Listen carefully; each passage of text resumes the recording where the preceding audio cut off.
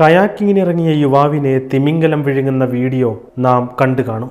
ജലോപരിതലത്തിലേക്ക് ഉയർന്നു പൊന്തിയ കൂനൻ തിമിംഗലത്തിന്റെ വായ്ക്കുള്ളിൽ കടലിൽ കയാക്കിങ്ങിനിറങ്ങിയ യുവാവ് ഉൾപ്പെടുകയായിരുന്നു. ചിലയിലെ മഗലൻ ഉൾക്കടലിൽ സാൻ ഇസിഡ്രോ ലൈറ്റ് ഹൗസിന് സമീപത്തായാണ് അഡ്രിയാനും പിതാവ് ഡെല്ലും കയാക്കിങ്ങിന് പോയത്.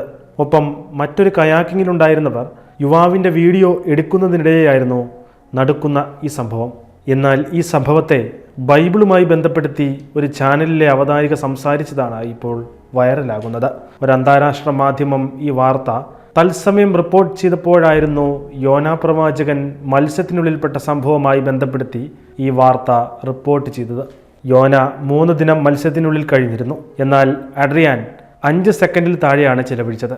കയാക്കിങ്ങിനിടെ പെട്ടെന്ന് ജലോപരിതലത്തിലേക്കെത്തിയ കൂനൻ തിമിംഗലത്തിൻ്റെ വായിൽ യുവാവും യുവാവിൻ്റെ കയാക്കും കുടുങ്ങുകയായിരുന്നു.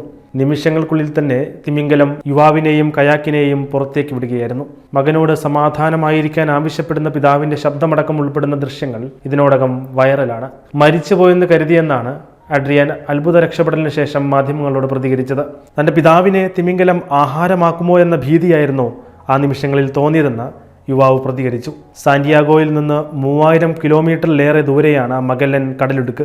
കടലിലെ സാഹസിക വിനോദങ്ങൾക്ക് ഇവിടം ഏറെ ശ്രദ്ധേയമാണ്. ചിലയിലെ മറ്റ് മേഖലകൾ ചൂടേറുമ്പോഴും ഇവിടെ തണുപ്പ് ലഭിക്കുന്ന മേഖലയായതിനാൽ വിദേശത്തു നിന്നും സ്വദേശത്തു നിന്നും നിരവധി സാഹസിക പ്രിയരാണ് ഇവിടേക്ക് എത്തുന്നത്.